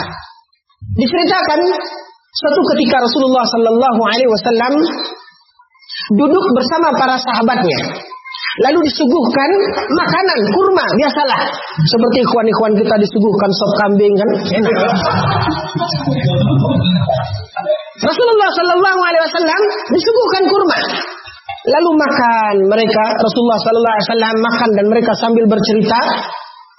Lalu kemudian Rasulullah SAW makan. Ketika makan kurma, tentu dimakan kurma, bijinya ditumbuk di hadapan Nabi Sallallahu Alaihi Wasallam, dikumpulkan di hadapan Nabi. Nabi makan terus sambil cerita, dan Nabi tidak ngeh. Di sampingnya ada Umar bin Khattab. Lah Umar ini ketika makan kurma, yang Nabi tumpuk biji kurma di hadapan Nabi, Umar ini menumpuk biji kurmanya di hadapan Nabi. Dia makan, dia tumpuk, ya. Cerita-cerita mereka terus, majelis duduk. Lalu kemudian apa kata Umar? Rasulullah. Dia tidak berbicara, tapi dia tunjuk menggunungnya biji kurma di hadapan Nabi Sallallahu Alaihi Wasallam. Artinya apa? Dia ingin mencandai Nabi, di mana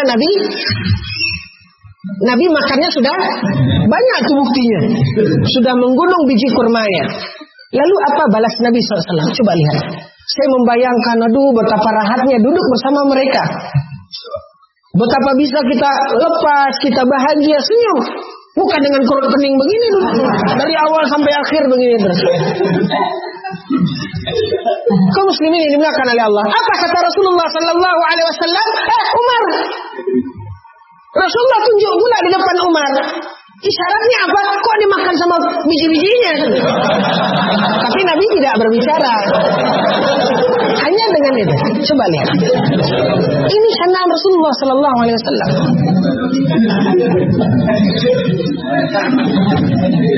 Kisah yang lain para ulama itu mungkin mereka jauh dengan kita. Ya, kalaupun kita tidak bernafas bersama mereka, tapi sunnah mereka kita di dalam hidup kita melekat. Lihat para ulama. Antara Syekh Muhammad bin Nasruddin Al-Albani dengan Syekh Abdul Aziz bin Abdullah bin Baz. Semua candaan lepas.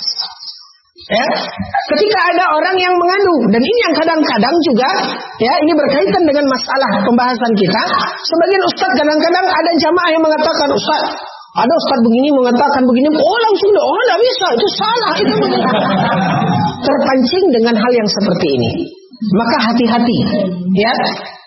Bagaimanapun, ya, setan itu akan senantiasa berusaha membuat kita untuk menjadi sesuatu, menjadi buruk. Hah? Sama aja.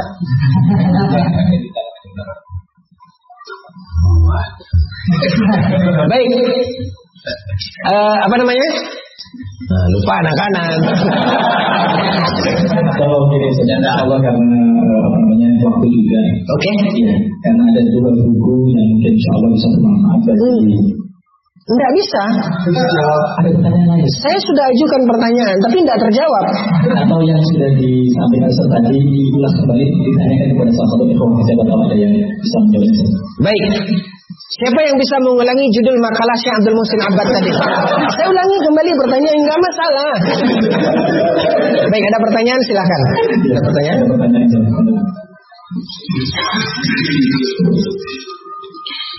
Apakah boleh menyikapi suatu amalan yang salah serta merta pelakunya juga disikapi? Boleh. Kalau memang kita melihat kesalahan, man ra'a minkum munkaran falyughayyirhu biyadihi fa in lam yastati' fa bilisanihi fa in lam yastati' fa biqalbihi wa dzalika adhaful iman.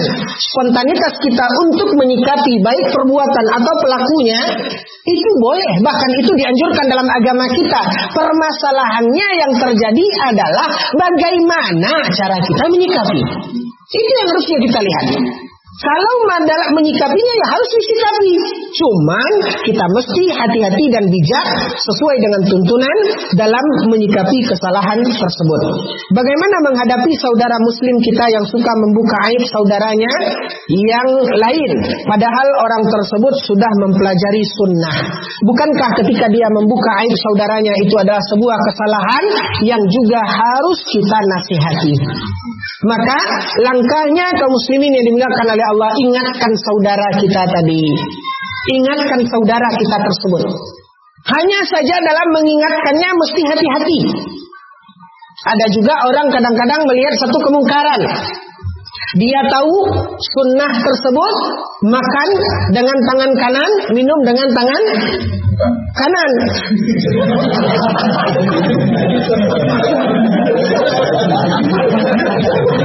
Lah, kita salah nggak yang saya omong?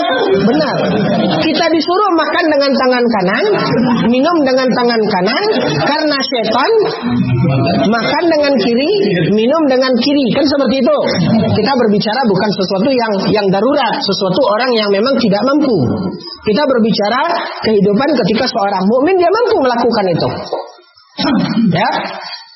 Dan ini adalah tuntunan Rasulullah SAW. Kata Nabi dalam hadis yang sahih, makanlah dengan tangan kanan, minumlah dengan tangan kanan, karena sesungguhnya setan minum dengan tangan kiri dan makan dengan tangan kiri. Kita melihat ada kemungkaran, ada saudara kita minum dengan tangan kiri, lalu kita bilang, awas ada setan. Ini tidak tepat.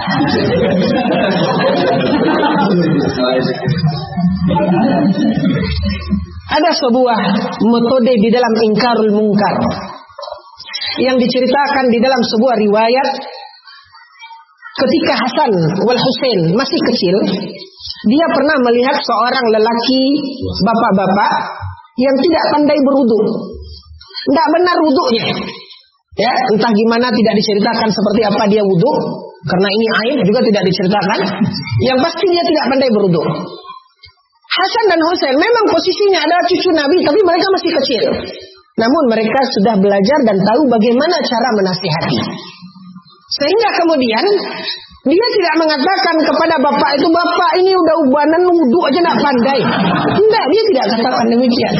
Dia datang kepada bapak itu, dia mengatakan, wahai Ami, ya, tolong lihat siapa di antara kami bersaudara bertengkar. Khilaf kami ini. Dia bilang dia yang hebat wudu, saya bilang saya yang hebat wudu. Mau ndak Ami sudi, ndak Ami jadi wasitnya, jadi jurinya. Lalu bapak tadi diam aja. Ya, artinya tidak dijelaskan bagaimana responnya. Maka berwuduklah pertama cucu Nabi Hasan, lalu kemudian berwuduk Husain. Dia bukan lomba, tapi ingin menasihati. Apa kata bapak itu? Benar wuduk kalian, nak bapak yang salah, pak ulangi lagi wuduk. Nasihat yang indah. Daripada kita mengedepankan celaan. Nah, ini yang harusnya kita lihat, bukan masalah menyikapinya, tapi bagaimana kita bisa menasihatinya dengan baik. Nah, kembali kepada pertanyaan tadi, ya, jangan sampai kita mengatakan kepada saudara kita, dia sudah tahu sunnah, namanya manusia. Kan yang kawan kita yang sudah mempelajari sunnah ini orang kan, wajar dia salah, nasihati dia. Ingat, jangan bilang, weh kanibal. Itu namanya mencela. Nasihat bukan celaan. Akhir-akhir ini sedang populer seorang pemimpin di beberapa kota di Indonesia yang selalu menampilkan kemarahan kepada staf atau masyarakat yang melakukannya, melakukan kesalahan. Apakah sikap ini tercela? Apakah ketika Nabi marah kepada Mu'adz itu tercela? Jawab dulu. Tercela enggak Nabi marah kepada Mu'adz? Tidak. Jadi sikap ketika dia keras kepada orang yang salah, melakukan pegawai yang melakukan kesalahan itu tidak. Tetapi mesti pada tempatnya. Ustaz Abu Qatadah dalam satu kajian beliau di Kota Pekanbaru yang kebetulan waktu itu saya moderatornya, saya menampingi beliau memberikan perumpamaan seperti ini. Ya, beliau mengatakan rendang itu enak. Saya tidak tahu kalau orang sini enak apa tidak. Boleh dia berbicara sana. Rendang itu enak. Tapi bagaimanapun enaknya rendang itu, kalau disuguhin dalam pispot mau nggak? Subhanallah perumpamaannya. Ya, dia rendang enak, tapi dia disuguhkan dalam pispot mana mau Pak? Jadi itulah kebenaran. Itulah yang selalu dikatakan. Bisa saja kebenaran itu ada pada kita. Tetapi ketika kita tidak bisa mengemas kebenaran itu dengan baik, orang akan memandang kebenaran itu adalah kebatilan. Bisa saja kebatilan ada pada orang lain, tetapi ketika mereka bisa mengemasnya dengan baik, sehingga beralihnya kebenaran menjadi kebatilan. Begitu juga sebaliknya. Apakah yang dimaksud surat-surat pendek dibaca ketika jadi imam? Mulai surat apa sampai surat apa? Surat pendek tersebut. Surat Al-Quran dibagi oleh para ulama di dalam masalah pelajaran ulumul Quran. Ada surat pendek, ada surat sedang, dan ada surat panjang. Ketika dikatakan dalam salat 2 rakaat sebelum fajar, tahukah kita keutamaannya? Ada yang tahu keutamaan salat sunat 2 rakaat sebelum fajar yang tidak pernah ditinggalkan oleh Nabi, baik ketika Nabi safar ataupun ketika Nabi mukim?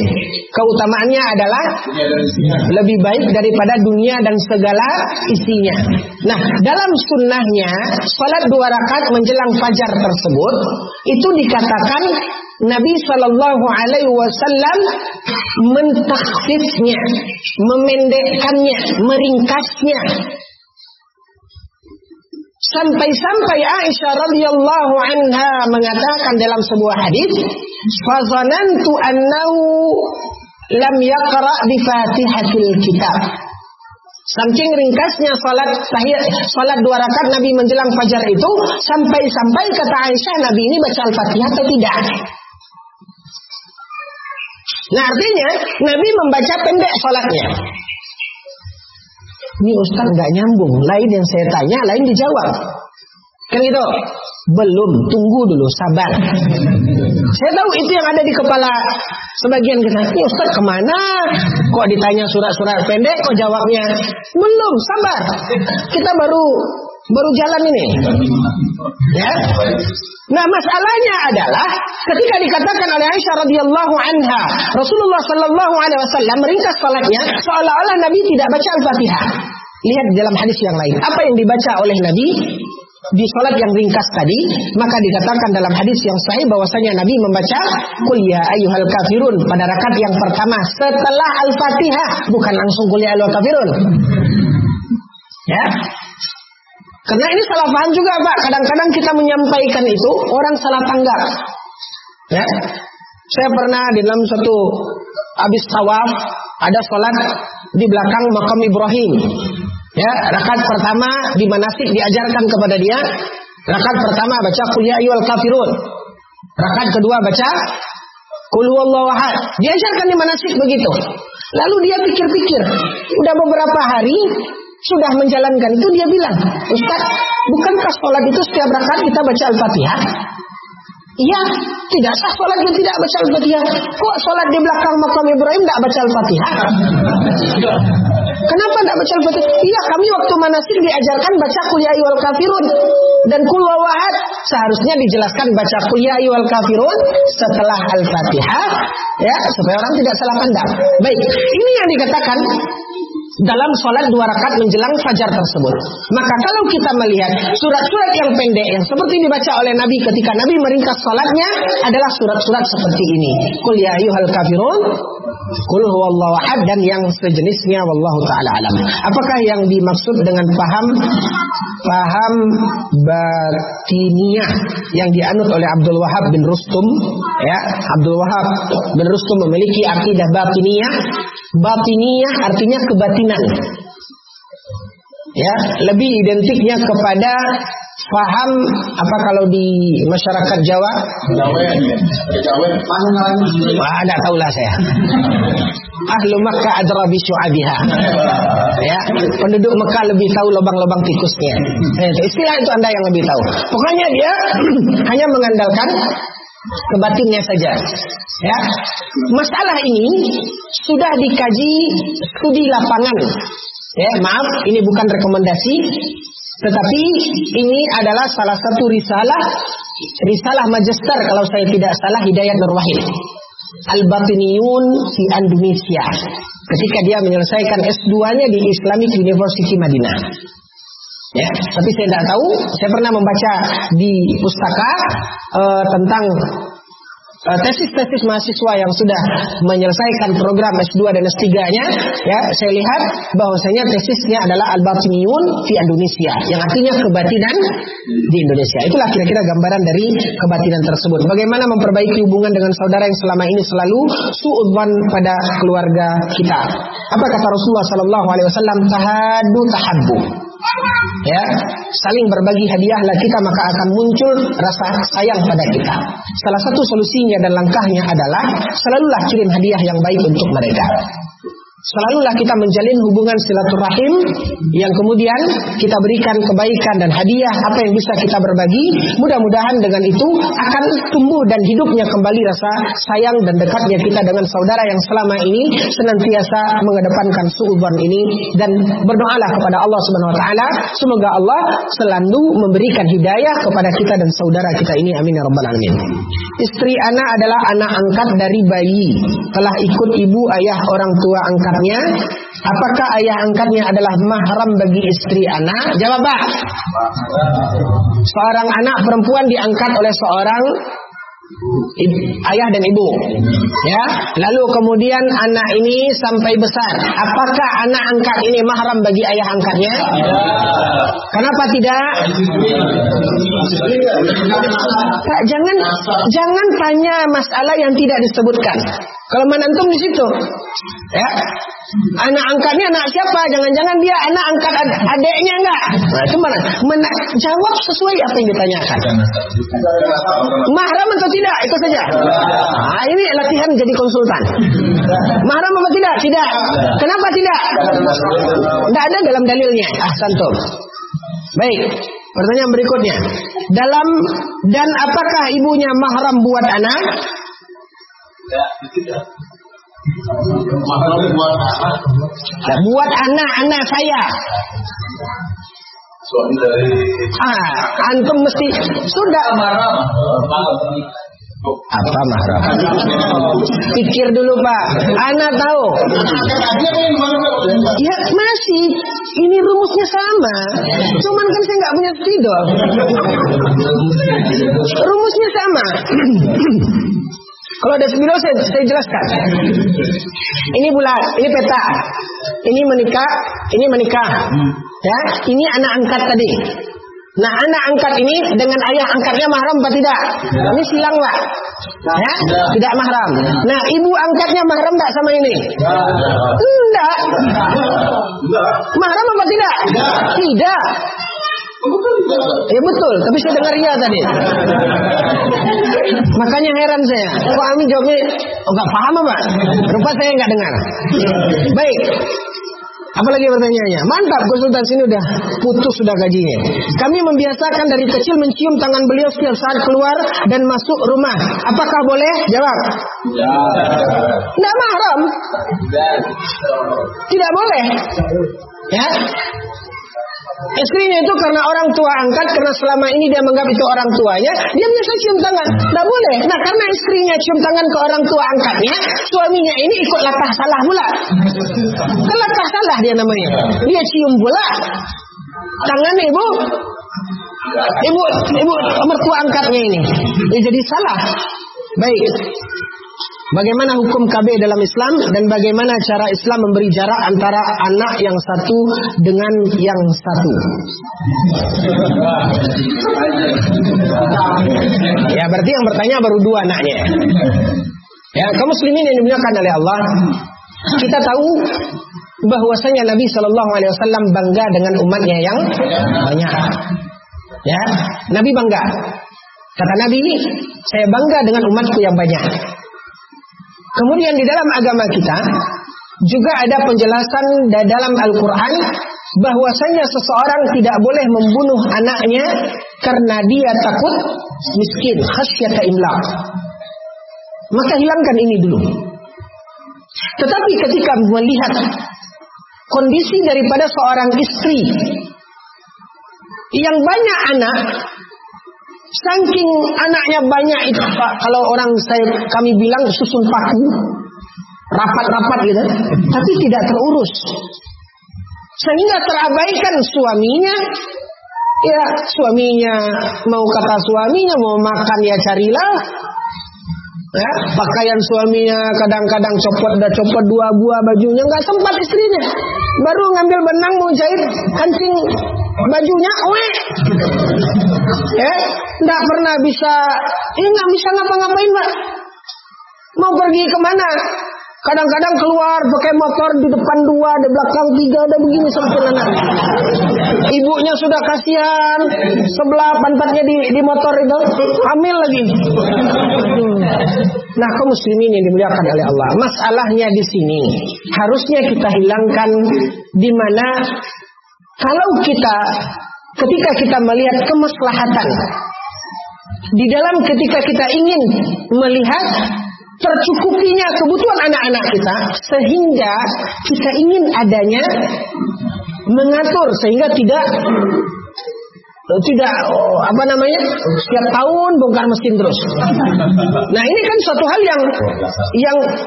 yang kadang-kadang kasihan kita melihatnya. Memang kita sih bangga, tapi Nabi lebih bangga lagi jika umat yang banyak itu berkualitas. Nabi bangga dengan umat yang banyak, tapi Nabi lebih bangga ketika umatnya itu berkualitas. Itu masalahnya. Maka karena keterbatasan kita, bukan karena kekuatan Allah untuk memberikan rezeki, tidak, tapi karena keterbatasan kita, ketidakmampuan istri ini dikasih carikan teman tidak mau pula. Tapi dia tidak mau mengakui kekurangannya. Dia tidak mampu. Maka di sini kaum muslimin yang dimuliakan oleh Allah, disinilah kita melihat al-aslah. Artinya kalau memang kita membutuhkan, apalagi kondisi, maaf saya mendengarkan kadang-kadang pilu, Pak. Saya mendengarkan kadang-kadang pilu, ya, seorang akhwat kadang-kadang sudah dikatakan oleh dokter, ini ibu tidak usah hamil lagi, ini udah bahaya. Kenapa? Keseringan. Ya, ada, tapi entah benar atau tidak, tentu ini perkataan ahli, saya tidak tahu. Tapi intinya di sini adalah yang kita inginkan, kita melihat anak ini bisa terurus, terawat sesuai dengan kemampuan seorang ibu, sehingga dia bisa anaknya. Kita lihat anak-anak, masya Allah, bersih, harum. Ya, ketika anak-anak yang begitu rapat, yang satu congek, aduh, kok anak kaum muslimin jadi identiknya, Pak? Identiknya orang akan melihat kok kaum muslimin seperti ini. Gitu. Justru ini juga akan memberikan dampak buruk terhadap bukan hanya diri kita, tapi juga apa? Kaum muslimin Islam. Ini harusnya kita juga perhatikan. Dan kita harus sadari, seperti saya katakan tadi, bukan kita takut rezeki Allah, Allah yang akan memberikan rezeki. Nahnu narzuquk, kami akan memberi rezekimu, kata Allah Subhanahu wa taala dalam Al-Qur'an. Ya. Nah, tapi karena keterbatasan kita, ketidakmampuan kita, maka tidak mengapa kaum muslimin yang dimuliakan oleh Allah, ya, seseorang untuk mengatur jarak antara anak yang satu dengan yang satu. Ya.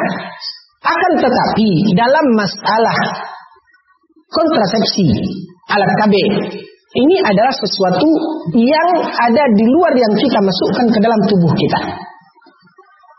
Sementara untuk menjarakkan antara kehamilan seorang istri dengan kehamilan berikutnya yang dikenal di zaman Rasulullah sallallahu alaihi wasallam adalah azal.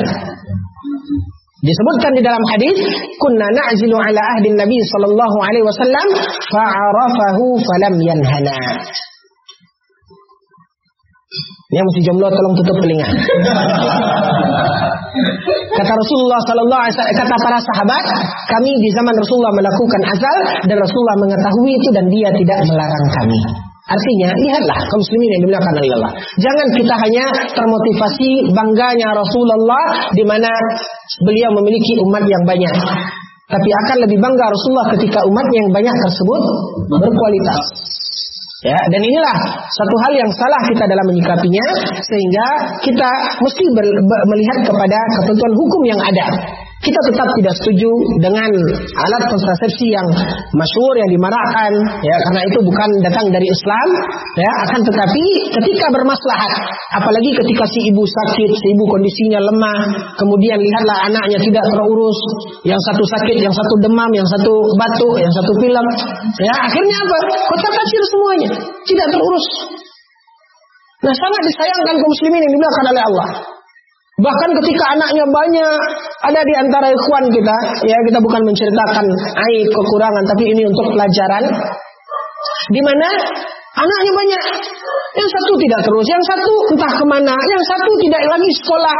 Guru-gurunya mengatakan, ibunya mengatakan, tidak tahu saya Ustaz, udah capek, saya terlalu banyak anak saya. Coba lihat. Gimana Nabi akan bangga, ibunya saja mengeluh. Ini juga salah kaprah kita. Akan tetapi tetap tentu ketika kita mencari sebuah tujuan yang baik, tentu jalan untuk mengarah tujuan tersebut adalah yang baik pula. Itu saja. Mohon maaf atas segala kekhilafan dan kekurangan. Sekaligus saya mohon pamit kepada saudara-saudara yang ada di sini karena schedule penerbangan saya insyaallah sore ini saya akan kembali ke rumah saya dulu. Ya, dan mohon maaf atas segala kekhilafan atau sikap yang tidak pada tempatnya. Dan terakhir, saya juga tidak lupa mengucapkan jazakumullah khair khususnya kepada keluarga Bapak Abah ya di sini manggil, yang telah membukakan pintunya di sini, dan saya hanya bisa mendoakan mudah-mudahan ini menjadi amal saleh bagi Bapak dan keluarga. Semoga Allah SWT memberikan keberkahan dan pahala kepada Bapak dan keluarga. Amin ya rabbal alamin. Kemudian buat saudara-saudara, teman-teman yang telah berpartisipasi dalam kajian-kajian kita sampai hari ini, dan mudah-mudahan harapan saya mudah-mudahan Allah Subhanahu wa taala memberkahi pertemuan kita ini dan kembali Allah kumpulkan kita insyaallah di jannah Allah.